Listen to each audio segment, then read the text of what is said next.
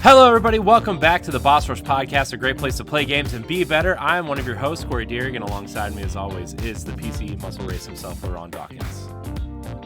You know what I'm about to say. You know what it is. What's popping? Thank you. Why did you have to draw it out? Why do you have to why you gotta play games with my heart? Yeah. Okay. I could have been like, what it is.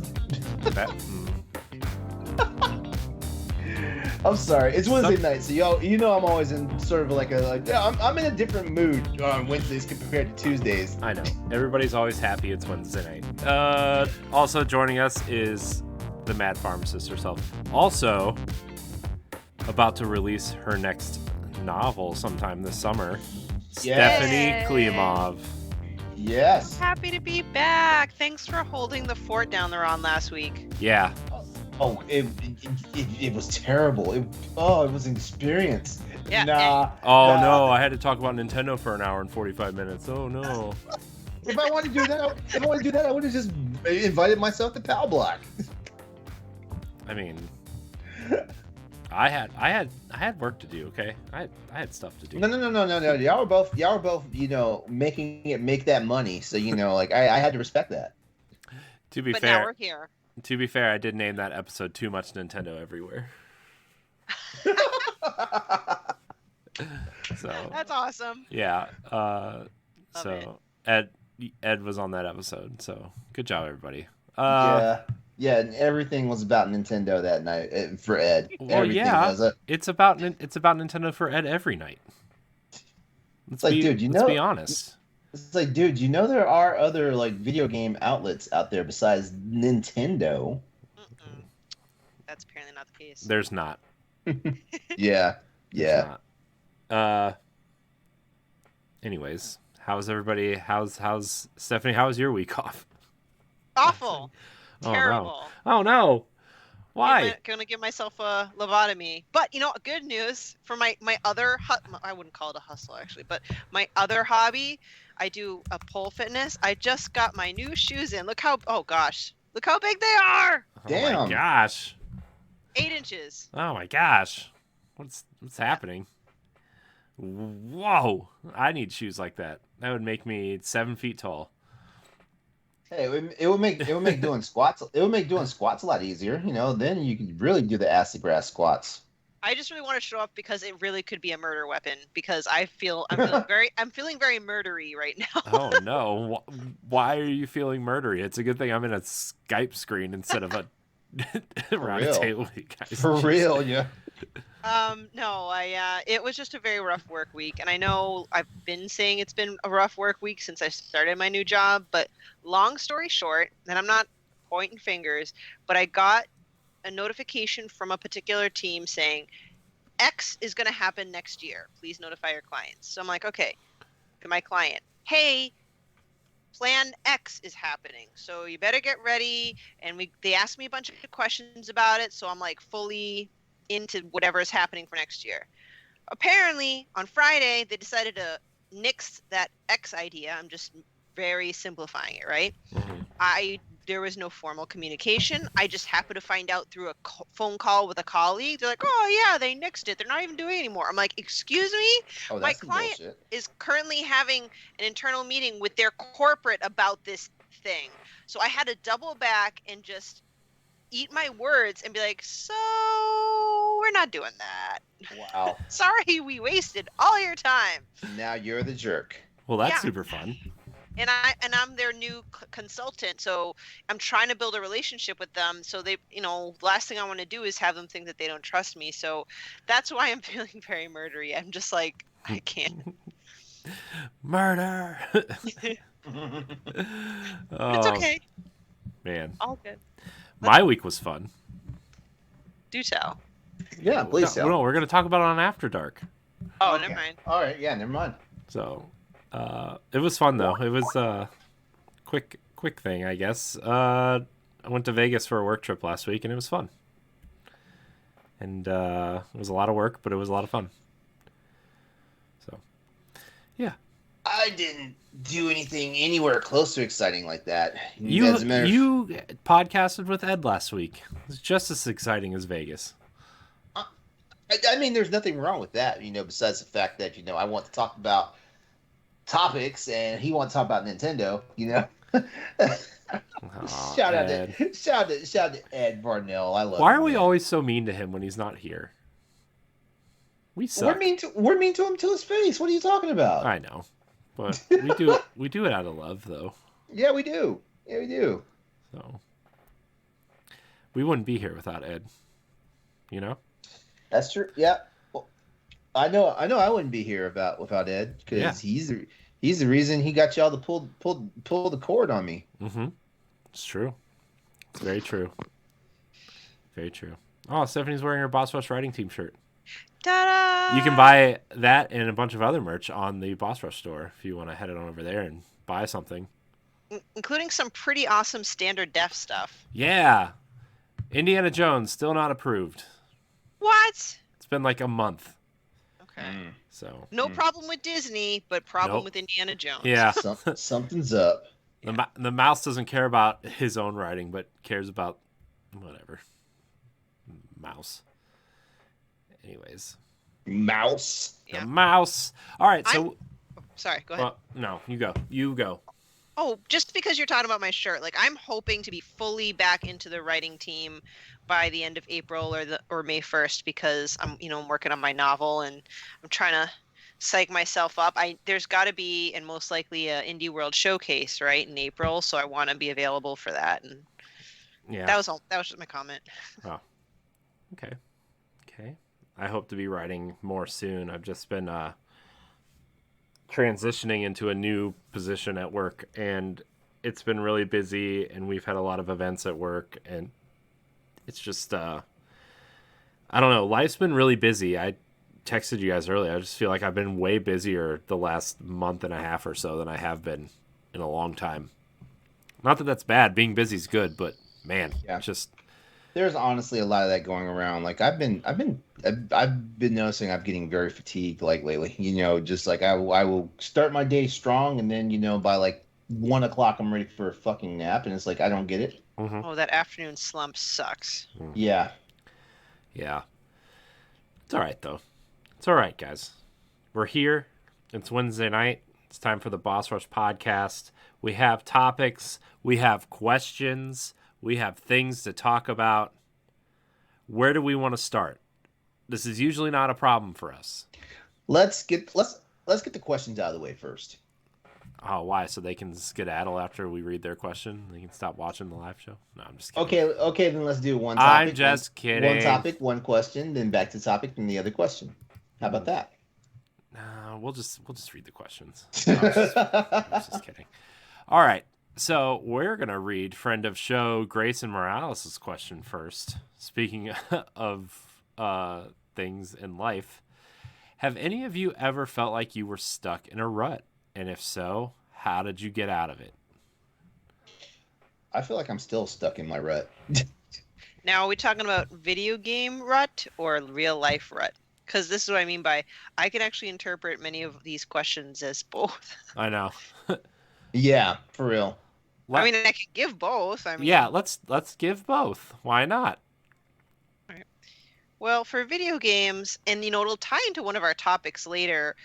When it comes to a rut, well, first of all, I can really only mentally handle one type of game at a time because if I do multiple of the same, I will get into ruts pretty easily. Unfortunately, most people will not like this answer, but if I'm really, really, really stuck in a rut and as an adult I have limited time, I'll just look up a guide. I hate to say it. However, it just does not work with Sifu. I got in a rut with Sifu because I know what I was doing. Like, I know what I need to do, but I just keep getting my ass kicked. What I do, and this is kind of similar for just life stuff, is I'll stop the game. I go back to it the next day. Do something different. I use guides all the time for everything. I had to look up a guide last night for Super Mario 3D World. I had to look up. I was missing a stamp, and I had to look it up. I feel better now. I always feel like it's almost like a dirty little secret that I have that I look up. I don't care who knows it. I use guide all the time. I use guides. My laptop, every time I play a game, my laptop or my phone are open. Sometimes both. So, like, sometimes I'll have a written guide on my laptop, and I'm kind of reading through it. And then if the guide is just written and it's way too long, I just pop open YouTube on my phone. I'm like, I got to get through this. Where's a video on this garbage? I need to get through this. Occasionally, Yeah. I'll start a game and I will try my best to get through stuff without a guide. And then like I just hit a point where I'm like, I just want to blow through this right now. Let's just get through this, you know. Mm-hmm. So. How about you, LeRon? Are you immune to video game ruts? No, I am not immune to video game ruts. As a matter of fact, I'm kind of stubborn because like I will look up a strategy guide, or an FAQ online or something like that.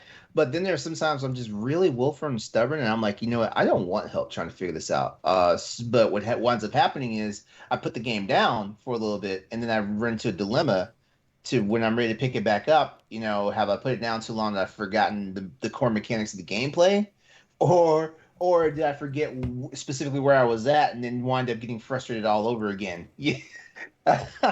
Yeah, my gaming ruts are kind of crazy. I also get the gaming rut where it's just like I just feel like I'm spending too much time playing a certain game. Even a game that's super fun for me. Like I get these ruts of Monster Hunter all the time actually, even though it doesn't seem like it, but I do. Where I'll be playing hardcore and then we'll like just turn the game off for won't even think about the game for like a whole week. That's how Destiny is for me though, right? Like every time a new season or a new expansion comes out, I'll play it for like a month straight and not think about anything else. And then like I haven't played in like 2 weeks. Like I just turn. You turn finished the campaign, right? Oh yeah, that's over. But I mean like every week there's a new a new seasonal story quest, or like a new piece of the seasonal story, or the new piece of the expansion will come out with like an exotic quest or something, and I'll be like, oh yeah, let's go do it. Oh man, that's gotta grind for that. Let's go do it. And then I don't know. Then it's just like I'll not play for like a day and a half, and then I'll be like, oh, the next thing you know, it's a week, and it'll be like, oh, a new season starts in like 3 weeks. Let's better boot it back up and see what I missed. Try to catch up. So. But life ruts, that's a whole nother story. Oh, I man. guess it depends. One of the biggest ruts in my life was when I first got into like my first real job as a pharmacist, because for anyone that's known me, that was not my original job that I wanted to do. I did not want to go to school to become a pharmacist, but with a tiger mom that I love forced me to go through pharmacy school. I got into a really bad rut when I started working for a very large retail pharmacy whose name that will not be used here. And I was in this horrible rut where, I just started out. I didn't have the experience to go and get another job that I liked in pharmacy. And it was just this awful, painful cycle. And because of said awful, painful cycle, I was picking up really bad habits to cope with work. Like I'm not really a big drinker, but that was the only job where I would literally stop by the bar on the way home to have a drink. I don't think I've ever done anything like that in my life. Mm-hmm. And, after goodness, a year and a half, I mean, I just kept looking for jobs. And I noticed that a lot of people, even if they're not happy with their job, they'll still stay there stick with it. Yeah. For various reasons or other. Like I have pharmacists from that same company constantly asking me if my new job has job openings. And when I say that they never interview. I'm like, they never. Wow. What the fuck no offense. Like, what the fuck are you asking me for? So for me, I'm an extremist. Like if I need to get out of a rut, I will do a complete 360 and go in diving head first. So I applied for a managed care pharmacy job and I just did it. I'm just gone. Nice. When it comes to jobs, like I feel like I have what was failure to launch syndrome. because I will know for sure that like, this job is not doing it for me, or this job is like causing me like all sorts of stress and just killing me and stuff like that. And I really have to talk myself up into saying I'm going to like leave this job, and like I even try to be careful about how I'm going to leave the job, I'm like make sure I have my 2 weeks notice in, even though I read something recently from a professional, like you don't owe any job you have 2 weeks notice. You don't, because I believe the major thing they said is putting it having being gracious and putting a 2 weeks notice, like it won't sway whether or not they talk, like they talk good or badly about you, when like your new employer comes like calling and say, hey, can you give me a rundown on this person, it won't sway. So you stay, and they might still wind up talking shit about you, whether you were a good employee or a bad employee. And if you leave, like they're definitely going to mention it. So it's one of those situations. Yeah. In the chat, Dynamac was like, the second you put in a 2 weeks notice, they're likely to just tell you to leave early anyhow. That is true unless you are the fucking star performer. If you're the star performer, then they try to schedule you out as far as they can, like hoping that they get the last little bit out of you and stuff like that. Uh,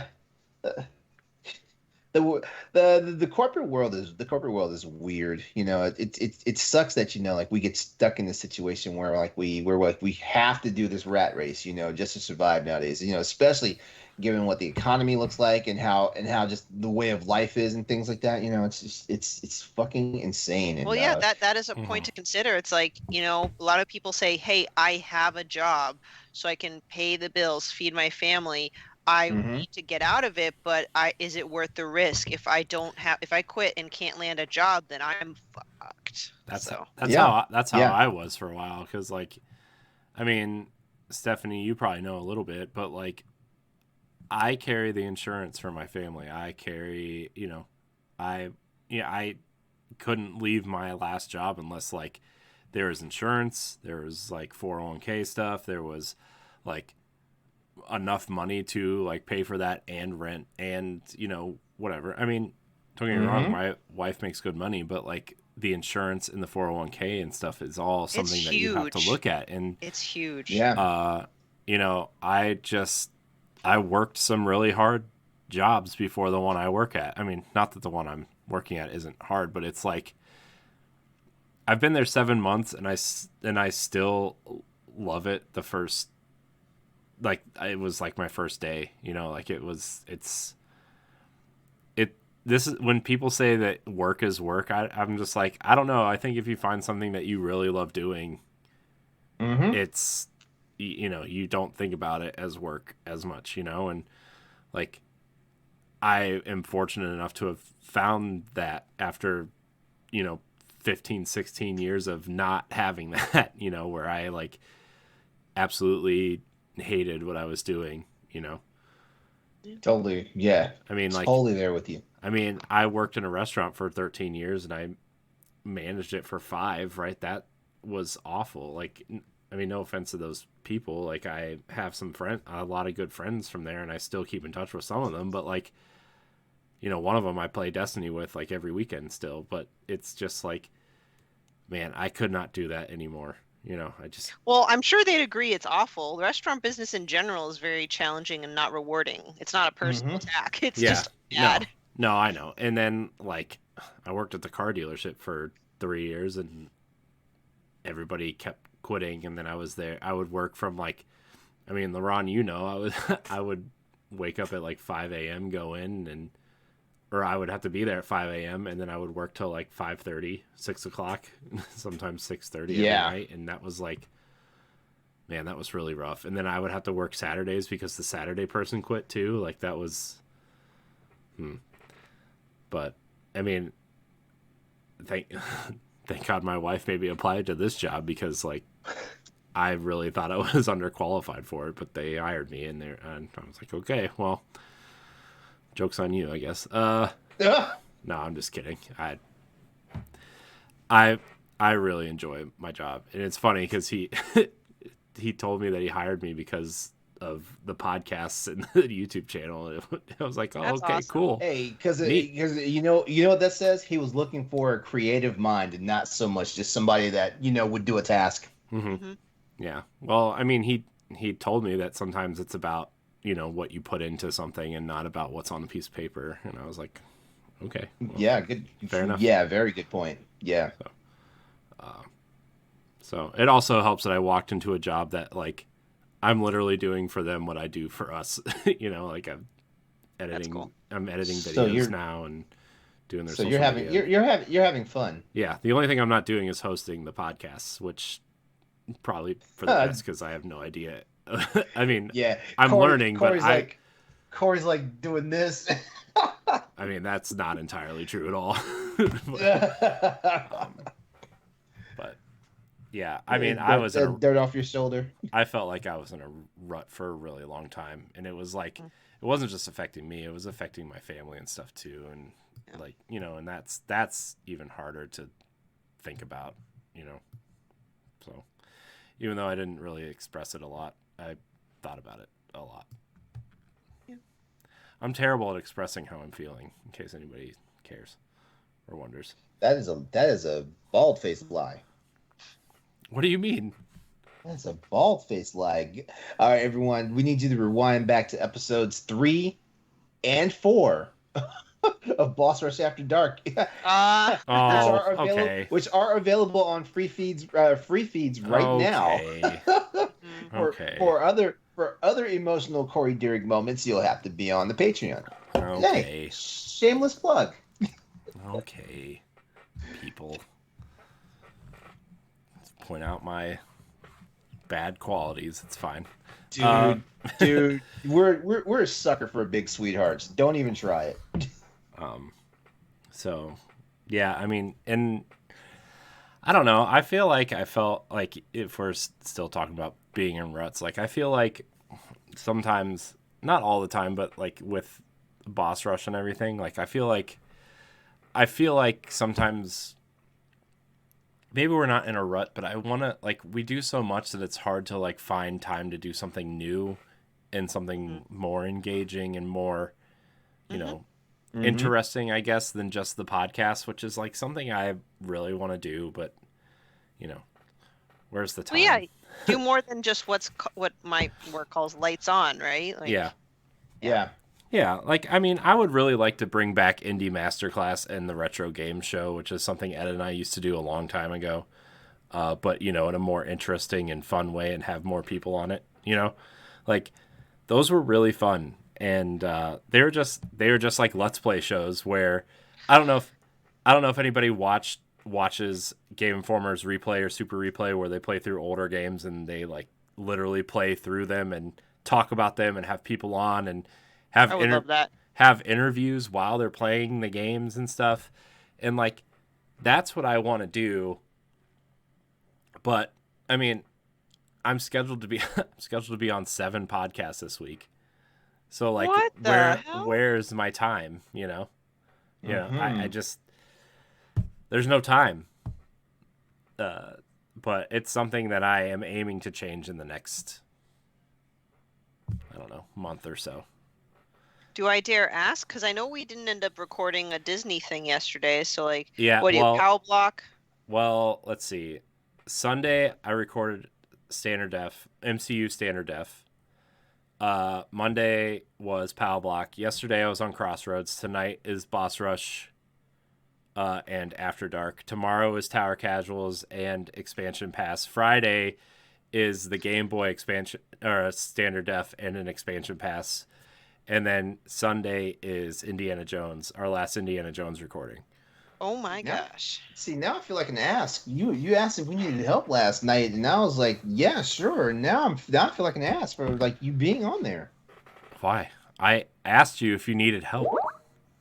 Yeah, I mean, but shit, like I didn't have to flex the new layout that hard to just overwork your ass. Well, it's not that, but then like it's not being on the shows. It's everything that comes after that's time consuming too. And LeRon, you edit. Oh, I Crossroads know. and stuff. Like there's a lot of time that goes into editing, and yeah, like I'm trying to make sure we're ahead on stuff, and Ed took the liberty of recording a couple expansion passes without me with Dan, and it was really great that I can skip a week or two of that, Mm-hmm.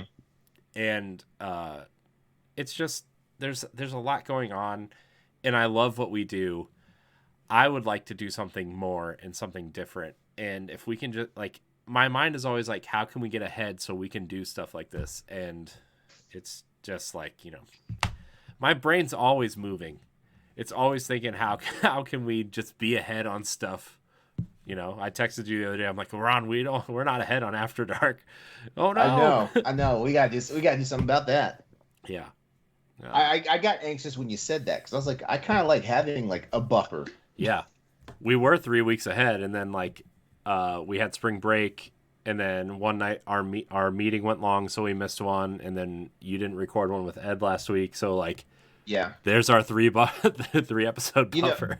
In all honesty, After Dark doesn't feel right if it's just one of the regular hosts and then just one guest. If it was one regular host and then like a couple of guests, it could work, Mm-hmm. Yeah, no, but having one regular host and just one guest, it doesn't really work. It doesn't really feel the same. Like the flow of conversation doesn't work. Yeah, no, I get it. And it's the same with it's the same with any other podcast, right? It's just if there's only one of the regular hosts, even if podcasts that we don't do, if I'm listening to a podcast and it's one of the hosts and then a group of people that I never heard of, I'm I'll listen to the first 5 minutes, and sometimes I'm okay, I'll keep going because this is okay. But sometimes I'm just I'm out. I'm dipping because this isn't the regular people I like listening to. So no offense to Ed. Ed, you're great. I wish you were on more. Oh yeah, but for real. This is just a general conversation. We talked enough shit about Ed in the beginning of the show. I don't want him to think we're still going. Loving shit. Anyways, that's enough for Ruts, I guess. But I really want to bring back the Retro Game Show and Indie Masterclass. So. Well, thank you, Grayson. You've inspired Corey further. Yeah, thanks, Grayson. Inspired Corey to put in more work and just burn the candle at both ends now. Yeah, thanks, jerk. Ugh. Hey, I wouldn't mind doing this as a full-time thing if I didn't have a child to feed. but again, if this was our full-time thing, we wouldn't be worrying about squeezing everything into 2 or 3 hours at night, right? I mean, we would get up at normal human being times and do this. We'd probably have a morning meeting at 10 o'clock and record at 11 and schedule our days out. It's that'd be so cool. Yeah, and plus we're trying to value everybody's downtime and stuff like that. So we're trying not to really squeeze in everybody's weekends. Yeah. I'm that's 90% of the reason why I don't ask people if they want to do something is because I'm well, everybody's already doing so much, and I don't want people to feel burnt out or they're doing too much, and that's something I want to avoid a lot. So usually I just end up doing it myself, or usually with Ed, because I know he doesn't care. But if you're free and you can help, you can come on something sometime. Yeah, we're always looking for guests across all of our shows, from the anchor shows to the bonus shows, writers, everything. Hell, if you got a penchant for just doing art and design, let us know. Yeah, if you just want to edit videos and upload them to YouTube and put the audio on the things, you can get in contact with me. I have a perfect job for you. Yeah, we will share some credentials as long as we don't wake up one day and our channels are canceled. Yeah. Can I say something super quick, just because we're all in that inspirational thing before we move on to the next question? Yeah. This is was a nice question because, sorry to bring up the pole fitness again, but there's a girl in there that she initially just did a side hobby of creating these like knee pads specific to pole or floor work so you don't bang up your knees. And she just wanted to make a couple for her friends and not turn into a business, but more and more people asked, and it was hard to have this business but also work. And she actually quit her job as a teacher, and she's like full force into her own business, and she launched a line of her knee pads and other, like of that fitness type and stuff like that. And I'm not at that point in my life where I'm just going to quit my job and, like, for example, just go full force on my novels, but it's very inspiring. It's very like it can happen. It can maybe someday. This is gonna sound Someday. very pervy, but does she make them for guys too? Yeah, of course. Yeah, she has male and female pole clients. Oh, Yeah. LeRon's got those hardwood floors. He needs some padding. Yep. Yeah, for real. You see that shit? You see that behind me? Yeah. No, she got you. Yeah. Is there anything you guys wish we would do more of? You talking to me and Stephanie, or? No, I'm talking to the other people on the show. Well, I don't know. Like we actually have a pretty big audience right now. Like I'm looking at them right now. Like I mean, like, they can chime in too, but I was really just asking. like Grayson and Dan are like holding it down in chat right now. Like it's you know what I really don't know. Like I feel like the idea that we springboarded with After Dark is pretty good. I love how well actually I feel like After Dark helped us refresh this show, the Boss Rush podcast. Yeah. I feel like it did because we got the idea up and running for After Dark, and at the same time we were trying to figure out what can we do with the Boss Rush podcast, and that show's evolved. Like it doesn't look anything like it did 100 episodes ago now. I mean, I was going back and listening to like older episodes, and like next month, the Boss Rush podcast it's entering its fourth year. It'll be 3 next month.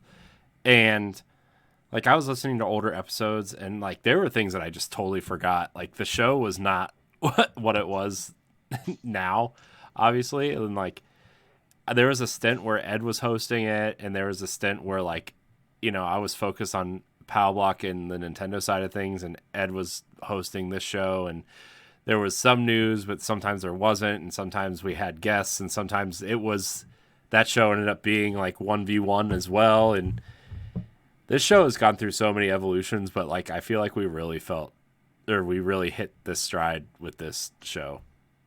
Oh, Yeah. Grayson's playing Kirby. That's Uh-oh. such a fun game. I love that game. Yeah, I we were on the show last night with Stoy, and Stoy had a nice little rant about that game. He likes the game, by the way, but he had a rant about it. I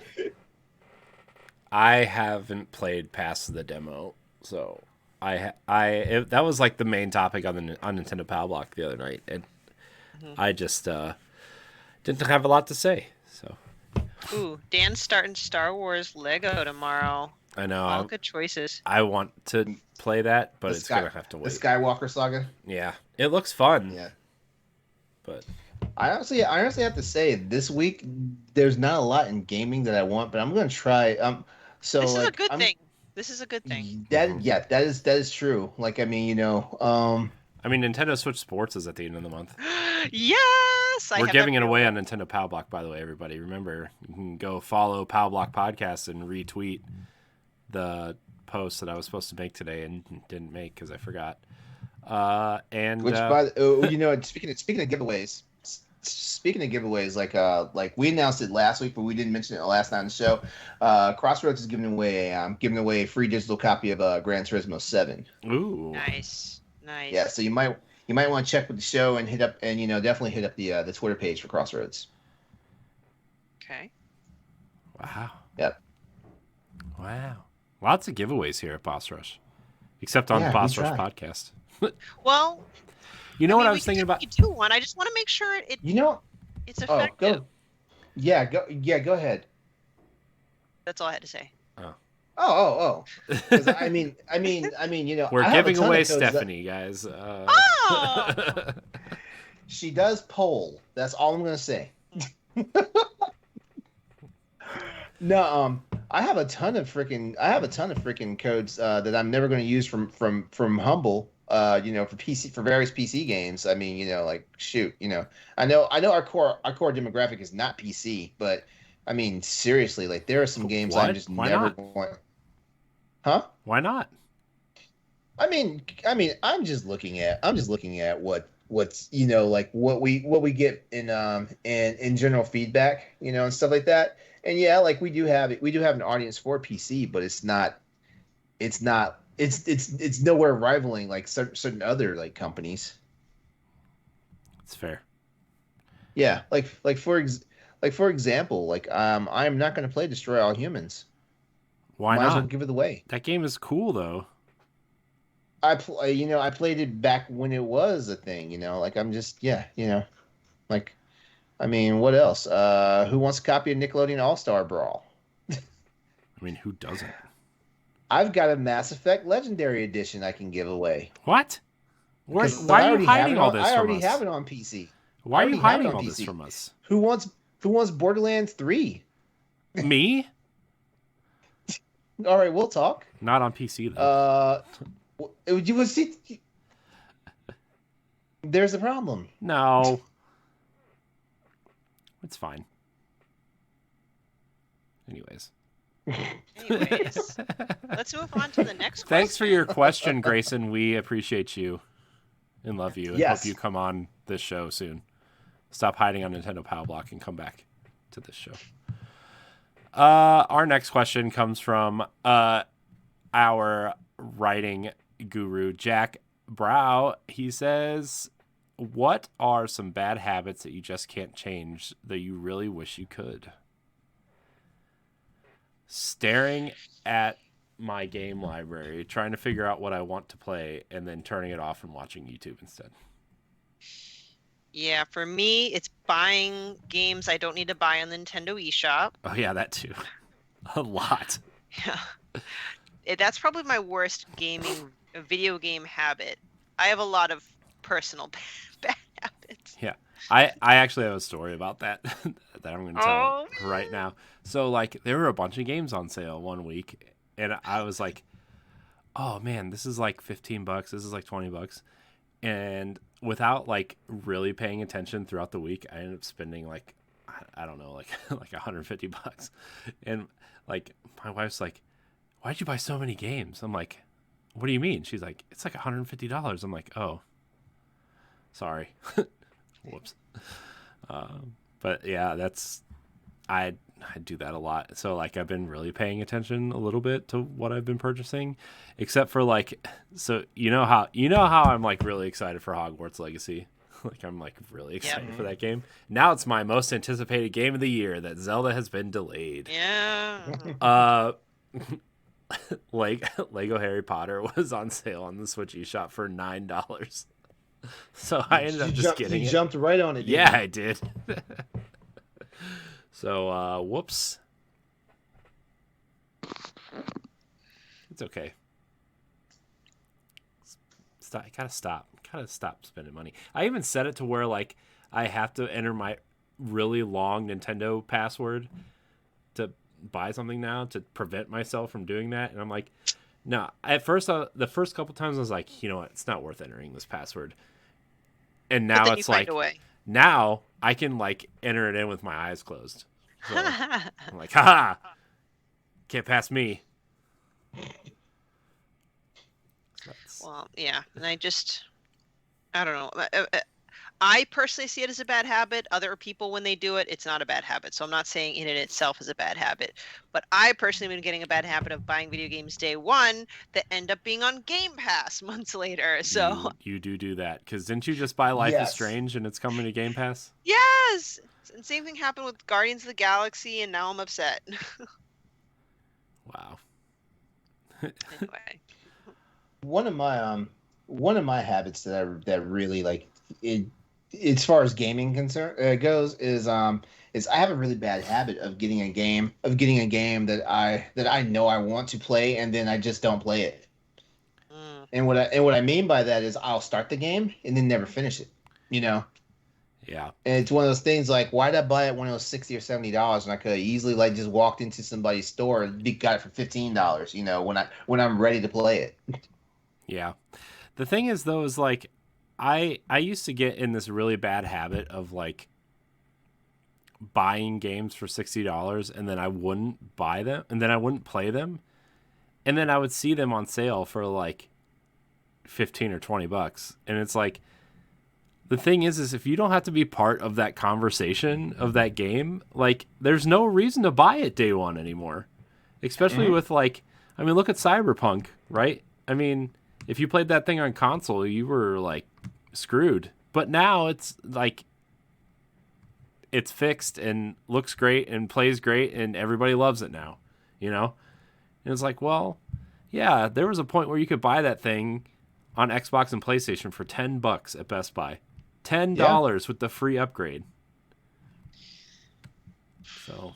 Oh.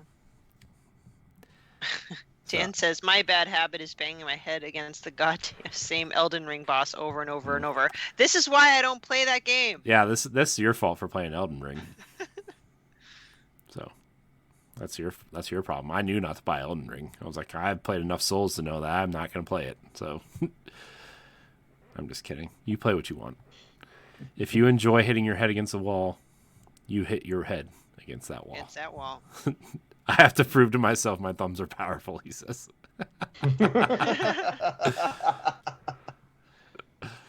Oh, that's awesome. Man. Anybody have any bad habits that aren't gaming related? Plenty. I procrastinate way too damn much. I do that. And but I don't know, and I don't even know if that's a habit or more like a psychological thing because like I've learned a lot about procrastination over the years. I am one of those people that like because. Well, number one, like without getting too deep into it, horoscopes, typically tell what type of personality type you are. I'm a Gemini, and like we procrastinate like nobody's business. But also, like learning that procrastination is kind of a emotional / stress response.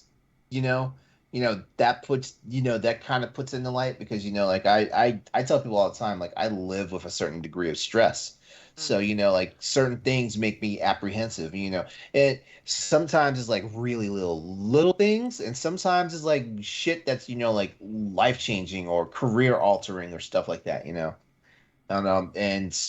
shoot, like there are days when I would actually procrastinate actually getting the edits done of a show, so shit, and like technically I procrastinated last night, Corey. You know this because I was like, I'm gonna do this tomorrow when I wake up. You know what time I did it, Corey? I did it on my lunch break today.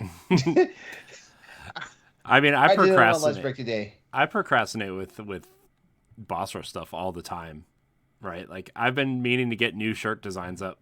Like I want to get the Power Block 300 shirt up because that's in like 2 months, and I get to it.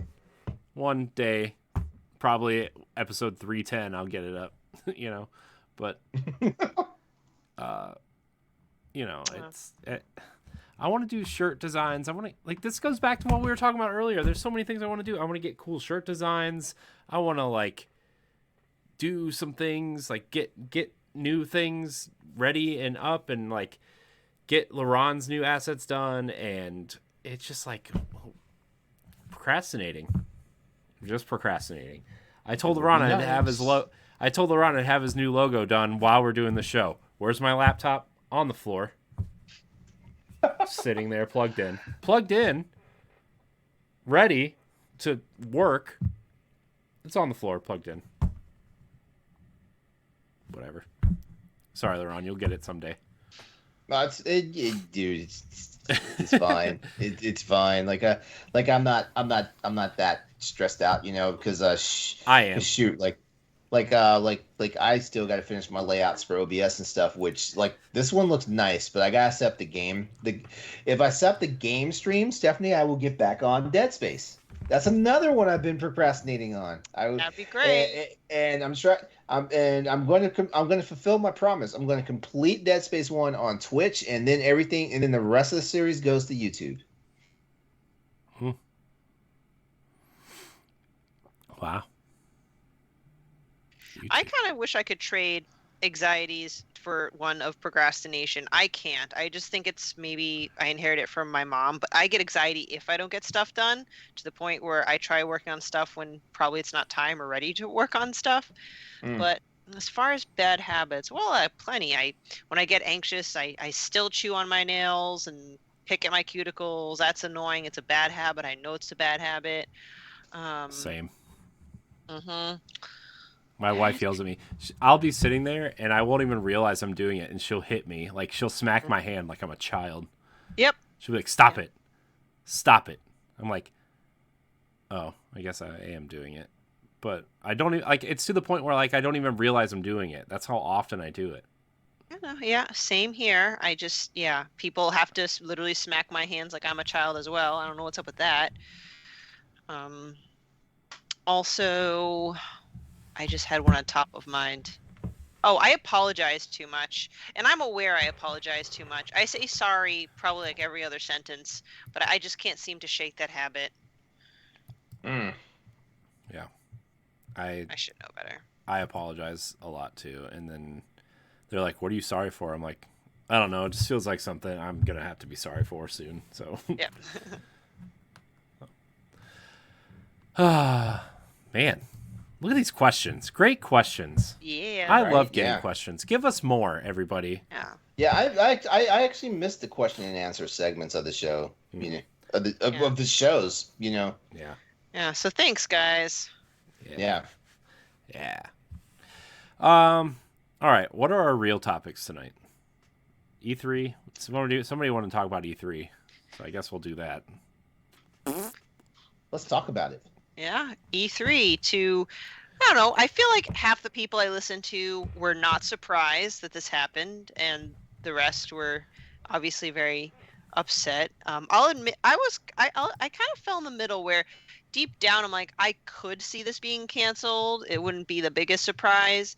And I personally was sad about it. But again, that's more from a personal standpoint, because last year, even though it was just a digital event, I had a great time hanging out in the writers chat with everyone while we're watching stuff, and I thought there was a sense of camaraderie. But there's arguments to be had, and even though they say they're putting in additional resources by not having any this year for next year, I can't tell if it's a load of baloney. I'm like, for E3 to be current and successful, they'd have to do a complete 360, and I don't know if they will do it, because most of the times stuff like that does not happen. So. Yeah. Well, I forget what show we were talking about this on, but E3 just needs like a new. Their business structure is archaic, and they just they need to evolve. Like, it needs to be more of like a. I was gonna say PAX, but I think more like Gamescom at this point, where like you have your 2 or 3 media days at the beginning of the week, and then Thursday, Friday, Saturday. You have guests come in, pay for tickets, try out the demos, similar to what PAX does, right? And, I know tickets, the last time they tried that, tickets were too expensive. They were expecting to sell out, and they didn't. Because tickets, like, you could go for a whole duration of PAX for one day at E3. Which I get that, like, LA, the standard of living and like the way things cost out there is probably way more than Boston, right?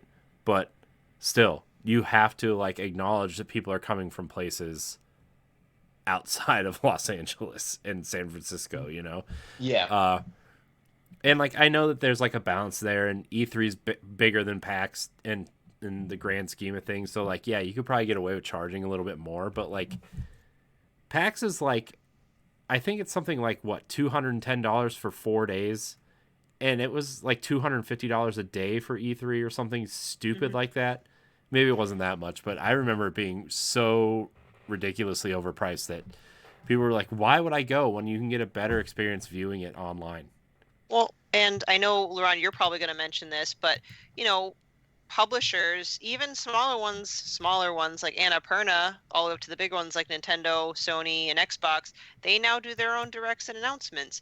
So it's not worth it to have E3 have people pay out their ass to listen to things that publishers can do on their own for free. So I would still like an E3, but it has to be more than just that.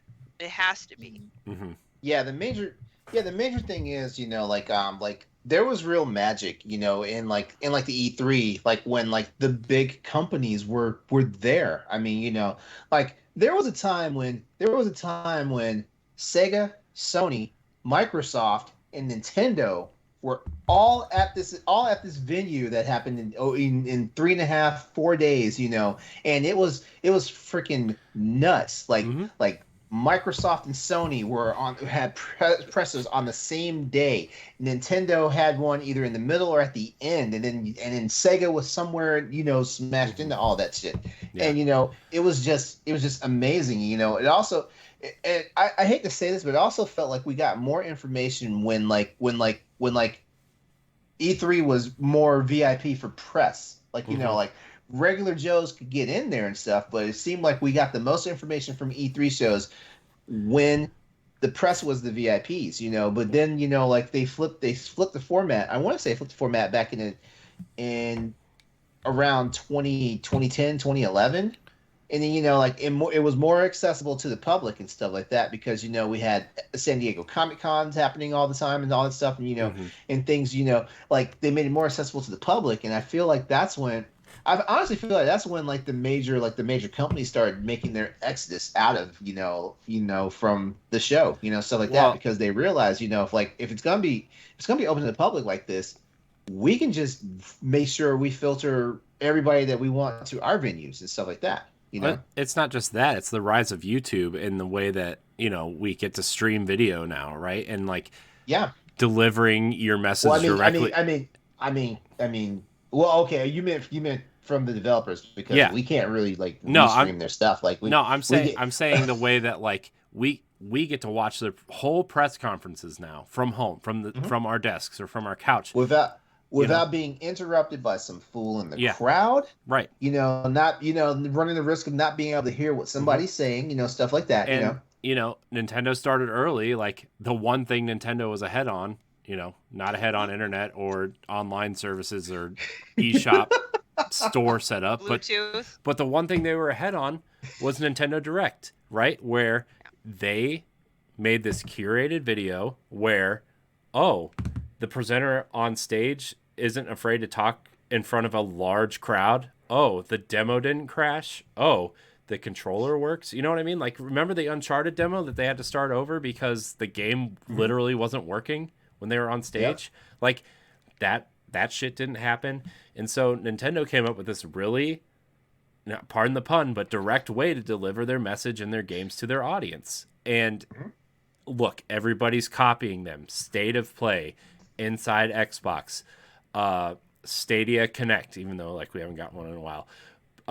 Even individual companies are starting to do this now, right? Where Cyberpunk's Night City whatever, right? That Paris was hosting, and like it's just everybody found that out, and that was what started slowly killing E3, and E3 did not evolve, and that's why that's the other major like elephant in the room here. E3 didn't think that like sure,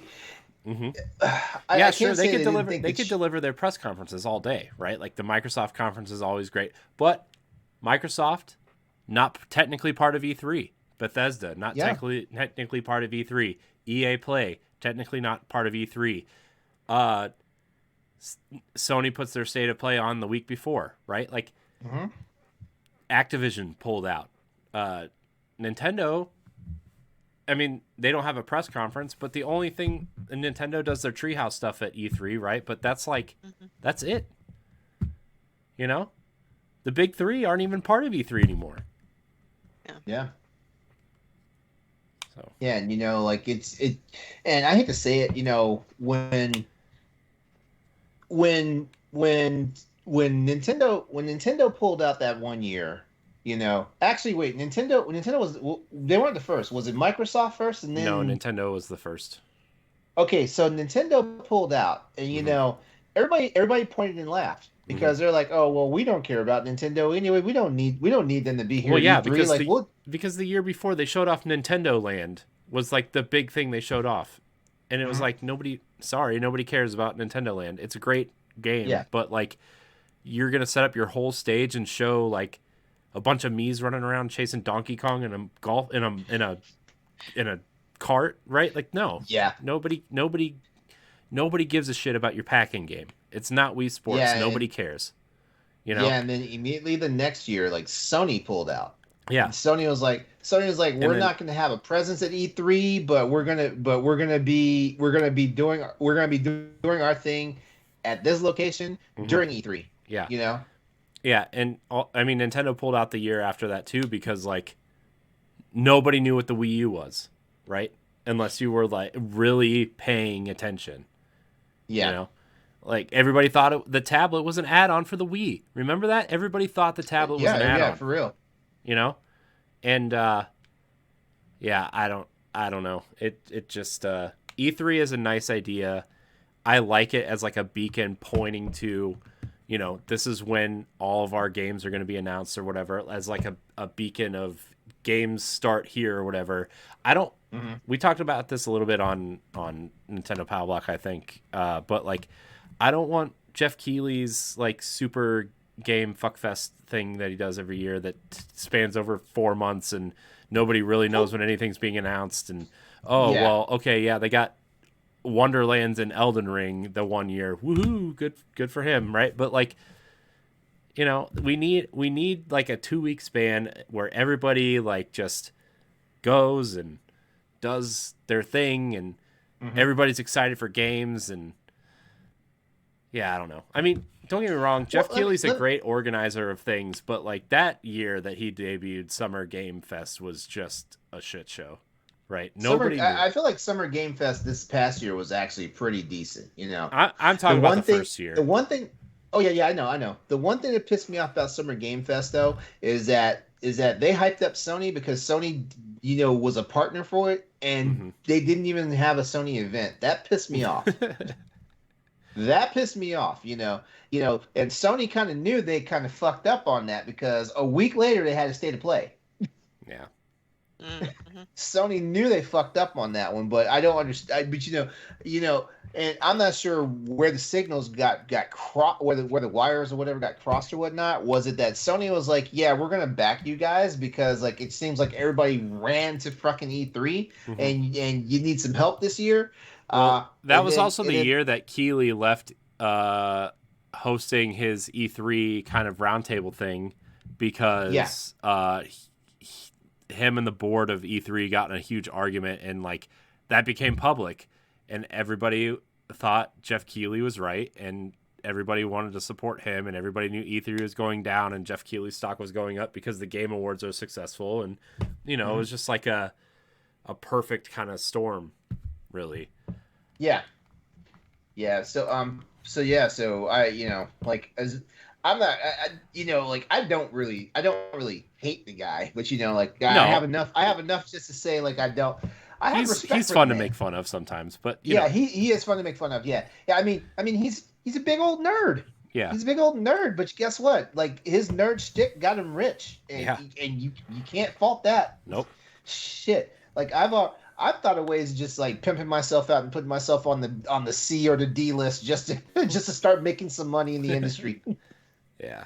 So I mean, it's I don't know. I miss E3, but I don't miss E3 in the way that people think of E3 now. I just miss it as like it's a nice thing to point at. Everybody gets ready for summer. Everybody's making their predictions by this date because you know E3 is going to be this date, and like, oh man, I hope you know Mario Jumps a Lot is announced this year. You know, and yeah, it's a nice thing to look forward to, and I think I'm going to miss it in that way.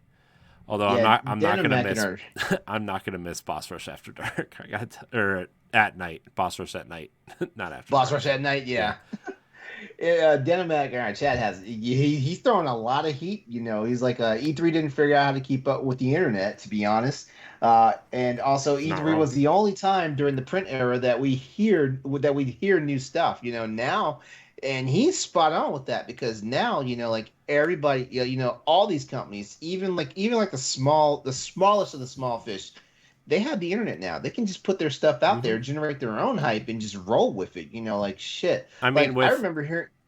oh, Uh-huh. go ahead. Sorry, I thought you were done. I Go was ahead. going to say, I remember hearing about games at E3 and then like waiting 5 years to play them. Hmm. I mean, and then if you get in touch with the right people, right? Like Nintendo has the Indie World Showcase, Xbox has ID at Xbox, PlayStation has PlayStation Loves Indies, right? Like they the big three have their indie programs that will help you promote your Mm-hmm. small game, and that's Mm-hmm. I mean, like you said, like your trailer can go up on your YouTube channel and like your marketing team can do whatever, but like you got to remember the indie games that they curate and find like, oh, this is might be a hit.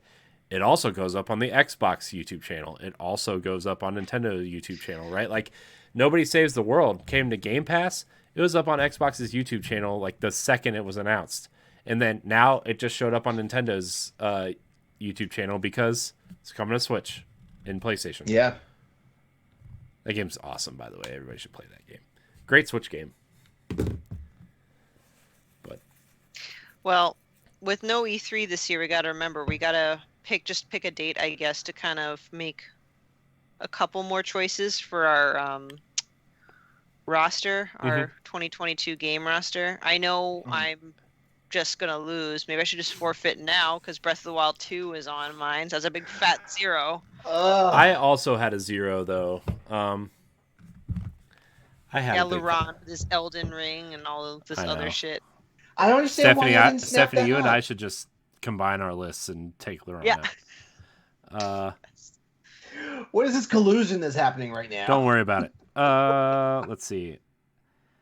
I had. Oh shoot! I had Tiny Tina's Wonderlands on here. Whoops. Stalker Let's 2.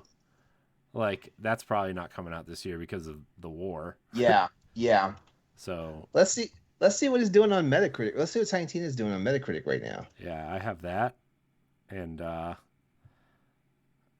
need to give Stephanie some scores on here. I didn't get Gran Turismo 7 or Aztec Well, but see, here's or the thing. Triangle Strategy. Aztec went kind of with ratings, and I heard Gran Turismo 7 was review bombed. Yeah, but not by critics. We're not going by user score. We're just going to go by critic score. So, yeah, I have Sea of Stars on here though. Oh, I also have MLB The Show. So yeah, so we'll definitely need to do like a mid-year check-in around the time E3 would have been, and Yeah. then just like score so far, and then pick. I forget how many more we were allowed to pick. So Well, All right, so I'm Tiny sure Tina is sitting at a 77 average across the three platforms. That's about what I thought it Yeah, would because PS4 and Xbox One are getting no critic scores, which I think might signal that we just need to stop talking about PS4 and Xbox One on Crossroads. I mean, I think those consoles just need to go away now. Yeah. I realize why like things are still coming out on those consoles, especially third-party experiences, but like, man, just let it go. Just let it go. Port everything to Switch. Just put it on speaking Switch. of letting it go, I definitely think we can let go of E3 and just hope for the best. I do want to pose one question because I saw this come up a lot last week when people were talking about like the death of E3 and stuff. Are you in the camp that considered it like a holiday for gamers? Because I don't think I ever felt like it was that. I mean, I used to take off work for E3. Oh, really? Yeah. Like when Ed and I first started stuff, like we used to take off and watch all the press conferences and podcast about them. We would do watch-alongs for every conference live, and then we would, after the conference was over, we would talk about them. It was really fun. Okay. I don't think anybody would have the time to do that now, but like it was really fun at the time. It's really hard, but it was really fun. Yeah, I mean, I guess it depends on the person and, like you said, Corey, the time as an adult. But last year Mhm. was my first, because I was my first year with the writing team and whatever. I actually did end up taking a day off. I could only take off one, but Mhm. couldn't take everything. So I took, I think, Tuesday or Thursday, whatever day the Nintendo Day was. Yeah. I don't know. It's like just a bit of a celebration. I mean, yeah. So I mean, kinda yes, but Yeah. like, Whatever uh, day. No. I just wanted to get like a real feel for it because I don't know how I ever felt about E3 as far as that. You know, like like I knew when E3 came around, like back in the day, I would pay attention to stuff like that. But I Mhm. don't know. I never really considered it. Like a celebration time for me. Like I celebrated what was announced and things like that. Especially things that got my attention. But yeah, it's weird. I guess well, I it don't know. I depends. Yeah. guess. It depends on the person, right, Lauren? Like the way you view things and stuff is different. Like for me, this was all new to me, and I was excited because I got to be in a virtual room with a bunch of people, and not only that, but E3 had Oh God, all like different you were in publishers. that room the day Ed was screaming his head off in the chat. Yes, yes, and I was probably screaming too, but he's louder, and I mean, imagine hearing that 8 times in a week through your headphones. it's Even nice. though even though now that I think about it though, like that last Nintendo Direct that happened where all those games got announced, especially the front mission games. Like Yeah. I am so glad like I was not in like a live conference with y'all because I would have embarrassed myself. Yeah. Yeah, but it's exciting, right? When you see something that Something you want, yeah, yes, it's exciting. It doesn't matter what platform it's on, It's just it's games are for real, yeah. exciting. And I mean, I think that's where we come back around and say like E3, whether you care about it now or not, it used to be that for everybody. Where like, oh man, that game got announced. Oh man, that game got announced. Oh, did you see that? Oh, Xbox revealed their new thing or whatever. PlayStation revealed God of War. I mean, like even that last E3 PlayStation was at when they did the whole God of War with the orchestrated music and the waterfall and like seeing Kratos walk out. That was a That was the same one. That was the same one that began with Monster Hunter World, Hmm. had Last of Us 2 in the middle, and ended with God of War. Oh my Hmm. God, that was Wow. I'm fucking yeah, phenomenal. I'm saying like that's awesome. Like that God of War when they re-revealed God of War, I remember that. I like fell out of my chair. I was so excited. Cuz like I was in disbelief when like the first thing that rolled out in Sony's press conference was Monster Hunter because I was like, this looks like Monster Hunter. This is not Monster Hunter. This cannot be Monster Hunter. Mhm. Why would they announce a Monster Hunter game here at the Sony press conference? And sure as fuck it was. Yeah. Yeah, and like as someone who like really loved God of War, like the original series of God of War games, like seeing that come back in the way that it did and knowing Cory Barlog was attached to like God of War 2 is one of my favorite games of all time. It's seriously one of my favorite games of all time. And he directed that and knowing that he was attached to this and he also directed the Tomb Raider reboot, which it was also one of my favorite games of all time. Like Mhm. I was like I was ecstatic. Now, granted, I don't think God of War is as good as everybody else says it is, but like it's still a great game. But like Yeah. I just remember when it got announced, I couldn't have been more excited if you I don't know. Yeah, I respect Barlog except for that moment when he said Metroid Prime is too hard. I mean Metroid Dread was too hard, and I was like, dude, It what the is hell are you hard. talking about? No, it's not. Yes, it is. Metroid It's Dread is hard, No, but it's hard. not too hard. no, it's not. Listen. No offense, Stephanie, but Stephanie beat Metroid Dread, I and Stephanie's not the most hardcore gamer out there. Stephanie's better at games than me. What can I say? And you have a lifelong career of playing video I games, was like, dude. please don't insult yourself like It's that. true. It's true. I play every game on easy mode. I use guides. I use whatever I can to win. There's nothing wrong with using a guide or having a tool assist or whatnot. Except for Destiny. I really try when I play Destiny. Don't tool assist and put yourself on a leaderboard though. No, that's just not cool. I think the only game that I take is like super serious is when we're doing something really difficult in Destiny. I think. But every other game, I'm just like, no, I got to get through this. Let's go. Codes, I'm cheats, sorry. easy mode. I'm sorry. The stream has guides. caught me yawning so much tonight. I'm Yeah, so stop sorry. yawning. How dare you? I'm so sorry. Rude to the listener. Yeah, it's too late for me to go grab an energy drink though. Like no, like I want to be able to sleep tonight so I can wake up early enough in the morning to watch the new episode of Star Trek. Well, I'm excited to see what is in place of E3 this year because I think it could be something cool. Yeah. But in What the is it? meantime, I don't know. what is what? Oh, I was like, huh? I'm gonna be ahead. I honestly am on a budget, so I only got a ticket for Saturday's PAX East because it's in Boston and I live right outside of Boston, so I'm looking forward to going to that. Nice. Yay! I wanted to go, but plans changed and they didn't accept my. I never got anything back from when we submitted for media badges, so. Ooh, next year. Yeah. Lamont was so excited. Was his thing legit? To my knowledge, I haven't heard anything since. Okay. Yeah, I don't know. Good for Lamont. He can go. Yeah. Real. Yeah. So, anyways, let's. Yeah. Capcom shot me down for their thing. Like just their. It's because all you play is Monster Hunter. You got to play Resident Evil and Mega Man and Street Fighter. Play those. Okay, I don't play Street Fighter, but I do play Mega Man. I played the shit out of Mega Man 11, and I had streams for Resident Evil 2 and 3. Ooh. and I play all the Monster Hunter games. I played Devil May fucking Cry 5. Yeah, shit. I play that new shit. Speaking of new shit, LeRon, you brought up banter that we can talk about.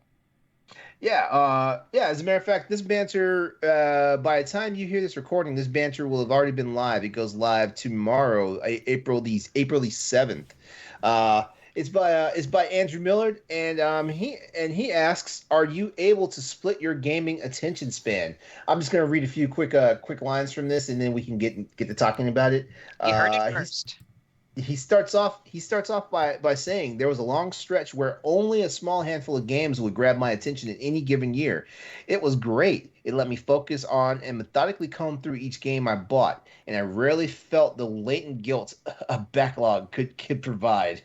Then along came 2022.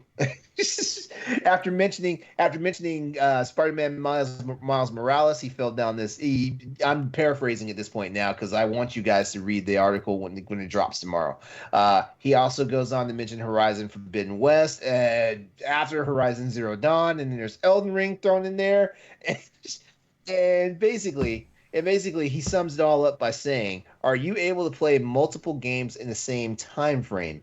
And if so, what's your limit?" So I'm just going to start off. Like, times have changed, right? Growing up, I mean, I was lucky to have more than one game a year. So it's like, that's kind of how I was. And maybe it's just the way maybe my parents, like, they didn't want to buy me more games, which, whatever. So for the longest time, I could really only play one game at a time. Now I have one of each system. So now my rule is I can play one game per system. Because I hate when I have to, like, power down a software to start somewhere and start a new software on the same console. So I know for a fact I can't, like, right now, Xbox I primarily am using for Game Pass. The last game I played on it was Tunic. My PS5, I'm still in Ghost of Tsushima. But the thing about PlayStation is, I was tempted to start Horizon, but I cannot do two very long, very heavy, narrative-driven, open world. Like, two of those, I cannot. I just physically, mentally, psychologically cannot handle it. My brain will break. I'll confuse the two worlds together. No. That is the same problem I have. Which is why I cannot play games of a similar type, together. For example, what was I? Good example right here. Like I can't devote time to two fighting games at once. I get the move set screwed up and stuff. Like some street. I don't know why, but somehow a game like Tekken, like it doesn't have a lot of what's called left hand motion, which means like you're doing like the quarter circles, the dragon punch motions, all that stuff. It doesn't have a lot of that, but there are characters that are technical that actually require that. But then you wind up playing Street Fighter, where it's nothing but like left-handed movement and stuff like that. And I was getting to those ruts where I was actually like confusing like the games, even though I clearly see this character is not in Tekken. Why am I doing this moveset? Or vice versa. This character is not in Street Fighter. Why am I doing this moveset? Stuff like that. The only time it ever really applies is Monster Hunter, because right now Monster Hunter World and Monster Hunter Rise are basically the same game with a different skin, and some different features and stuff like that. That's the only time it works for me. Like, shit. I was playing like every now and then I jump back into Fire Emblem because I never beat Fire Emblem Three Houses. But I'm playing Triangle Strategy right now, and I am so confused. I am so confused, and we're not going to talk about like the different Mario games that I'm trying to play because I've got Mario 3D World. I've got Super Mario 3D World right now, but I've also been playing the other Mario game, the new Super Mario Brothers Wii Deluxe game, and Jesus Christ, New Super Mario Brothers U Deluxe, bro. oh, is that the name of it? Yes. Nintendo needs to stop. Nintendo is the toxic in the community. I'm sorry. Like those fucking names, come on. Well, figure like the Mario Party games. Wasn't it like a Super Mario Party and then Mario Party Superstars? Like, Yep. Stop it! You're confusing my brain. You're confusing the fuck out of me. They should have just stayed with the numbers. Right? But yeah, I don't think I've ever played two fighting games at once, and I don't know if the issue would be for this for you, LeRon. I think for me is because fighting games, it's all about muscle memory for me. I need to master move sets of a character. If I play two fighting games at once, I'll be like, why isn't this guy doing the move that I'm doing? Up, That's up, the other back, left, thing. right. That's the other thing too. When it comes to fighting games, like I'm trying to master like one or two characters, so like I can at least hold my own, because like shit, you go online, start playing in a multiplayer environment, you figure out how bad of a scrub you are really quickly. So it's one of those situations where it even gets to the point where like I have one fighting game, and I feel like I can only safely devote myself to learning two, maybe three characters at best. And we know fighting game rosters have like 40 plus characters now. Yeah. I have a really hard time playing multiple games at a time, but also like you said, the same genre, like shooters, I don't remember the last time I played a first-person shooter other than Destiny, besides Halo for a little bit. But like even when I was playing Halo, when I was writing the review, it was like I kept pressing the Destiny buttons and I kept dying because I wasn't pressing the right buttons. And like there's a control scheme that's similar to Destiny, so I switched it there, but it's just off enough, where like two buttons are like, okay, well, this still doesn't feel right, to the point where it's like I go out of my way not to play first person shooters anymore, except for Destiny, because I know it's just gonna mess me up.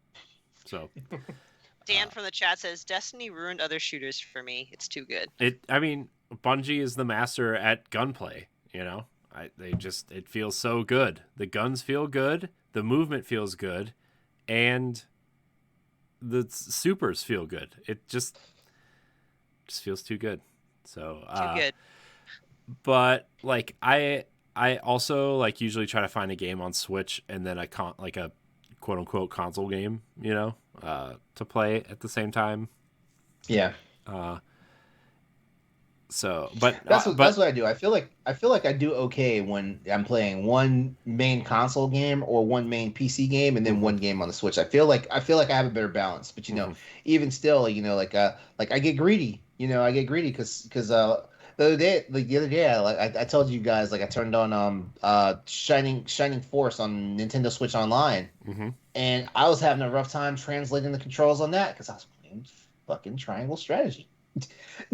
Yeah. And Shining Force is such a simple game. Yeah.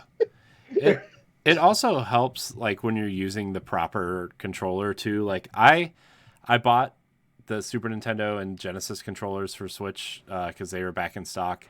Still waiting on the damn Nintendo 64 ones, but I am really excited to play.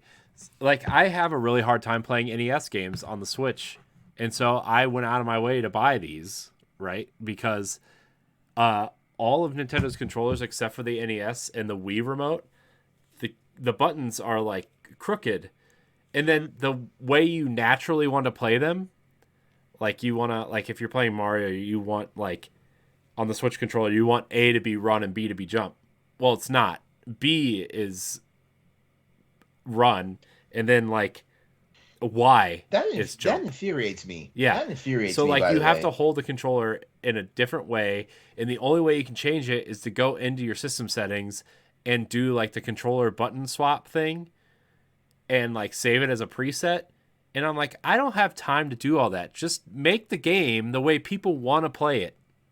Nobody cares that you're stubborn, Nintendo. Just give me the run and jump buttons where they're supposed to be so I can play Super Mario 2 like I did when I was 5 and eat snacks and just cry every time the stupid mask chased me in the second level, okay? Just let me play the game. So I bought these. Also, the thing that's annoying about these NES controllers is they're the only ones that you have to slide into the Switch to charge.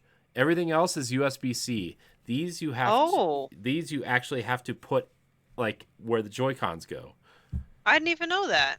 Huh. Yeah, it's super annoying.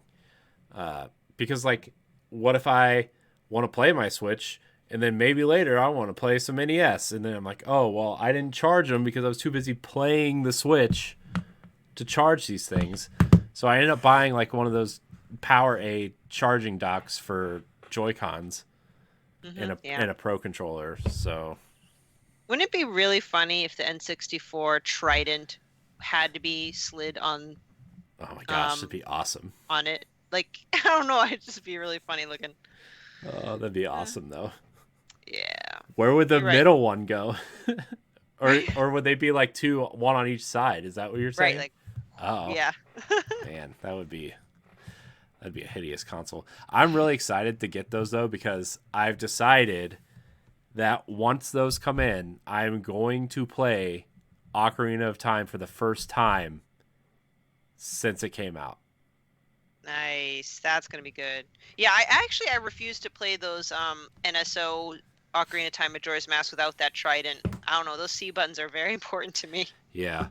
It's like, oh well, the right stick is the C buttons now, and you're like, no, it's not.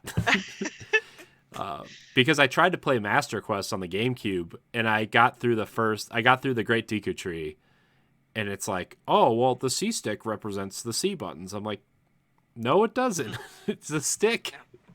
Yep. Oh. Yeah. Anyway. Man. But I'm really struggling to find a game to stick to right now. Like in my mind, I want to play through Xenoblade Chronicles, and I'm playing it, right? Like I'm playing through it, but like after like an hour of playing it, I'm like, I want to play something else. You know, like I just move on. I just close it, and I'm like, I stare at my Switch, and I'm like, Do you think that, and I know I shouldn't complain, but it kind of, I feel like, is the problem. Do you think we just have too many options? Yes, that's the problem. Yes. When we were little, I had like 5 games on NES, and those were the 5 games that I played until my cousin gave me his Sega Genesis. And then I had 10 games for Sega Genesis, and those were the 10 games I had until I got a Nintendo 64. It's like, okay, now, like with Game Pass and NSO and PlayStation, whatever the hell they're calling it now, like, there are too many games. There are too many games that are just available to you on top of the simplicity and the ease of purchasing games on their stores. It is so easy to just buy games now. Yep. Even if it's something you're like, oh, that game looks like crap, but it's $3.99. Yeah. Sure. Right? Like I can't tell you how many games I've seen on the eShop, and I'm like, man, this game looks rough. Oh, $1.99. Sure.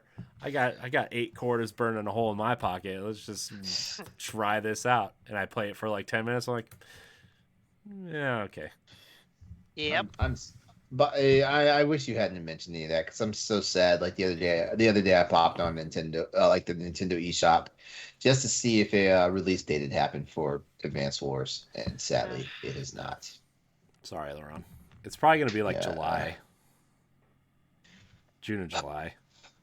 Why? That's when the Front Mission games come out. If I'm hearing it correctly, Front Mission 1 comes out in June, and then Front Mission 2 will be out in July or Nintendo August. does not care about everybody else's games. They only care about Nintendo games. Nintendo doesn't actually care about the gamers either. So there's that. They don't care about you. They sure as fuck don't care about me. Sounds like an abusive relationship. Yeah. Are you okay, LeRon? Did somebody hurt you? Yeah, Nintendo hurt me.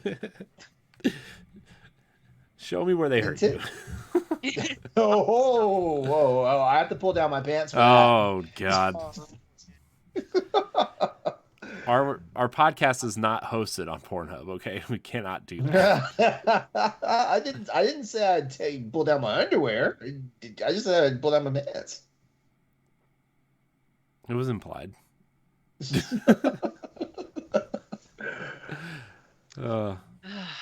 Let's see. Good topic. How many games? Yeah. I'm gonna try to find some games that I bought that were super cheap that I just like. It was like, oh, cool. Never mind. The eShop's not loading. I can't get into my re-download. Anyways, good topic. Great, Yeah. Great show tonight, everybody. Woo! Man, good times. So I guess we'll wrap it here then. Is that okay with everybody? So Yeah. great. I want to thank everybody for watching and or listening and joining our live chat. Thank you, Dan. Thank you, Grayson. Thank you, other people who were lurking in here. Thank you all. Yeah. Great show. Great show. I want to thank everybody for watching and or listening. I think we just lost Stephanie. I don't know what happened. Oh, there she is. Oh, my gosh. You can find us on all podcast services. If you're listening on iTunes or Spotify, please leave us a 5-star review. You can follow the Boss Rush Podcast now on Twitter at Boss Rush Podcast. We've opened up the podcast-specific Twitter accounts again, so you can have easier access to communicate, send us your questions, all that stuff. You can find all of our content on bossrush.net. LeRon, where can we find you? You can find me on social media at Exodus803, as well. It's also my Twitch and YouTube channels, and I am the host of the Crossroads podcast on Tuesday nights on twitch.tv/Exodus803. Of course, I'm already here on the Boss Rush podcast when I'm the lead host for Boss Rush After Dark, which is the sister show for this wonderful flagship show we have. And you can find me on various episodes of Standard Definition, including the MCU Standard Definition, as well as the Mass Effect Standard Definition. Stephanie, where can we find you? The Peoples can find me on Twitter and Instagram at Klimov, KLIMOV_author. You can find me on most episodes of After Dark, unless I happen to have a week off, and Standard Def, leading the classic animation Disney episodes. I don't know if I'm saying that right. I'm running out of juice here. That's fine. So. That's fine. Everyone's fine. You can find me at I am Corey HD on Twitter and Instagram. You can find me co-hosting Nintendo Power Block. You can find me on Standard Definition. You can, what else am I on? Everything. I was on Crossroads this week. After Dark. Tower Casuals, the Destiny podcast. Yes, Tower Casuals, the Destiny podcast. I also host that show. And various other things here on the Boss Rush Network. If you're listening on iTunes, if you type in Boss Rush Network, we now have an official Boss Rush Network page on iTunes where all of our shows are listed. You can find them all and listen to them all at your leisure. Leave us a 5-star review. If you're watching on YouTube, like, subscribe, share, rate, and review. Leave a comment. Leave us your questions. Follow Boss Rush Network on Twitter. All that good stuff. I want to thank everybody for watching and or listening. And until next time, we love you. Goodbye. Bye. Take care, everyone.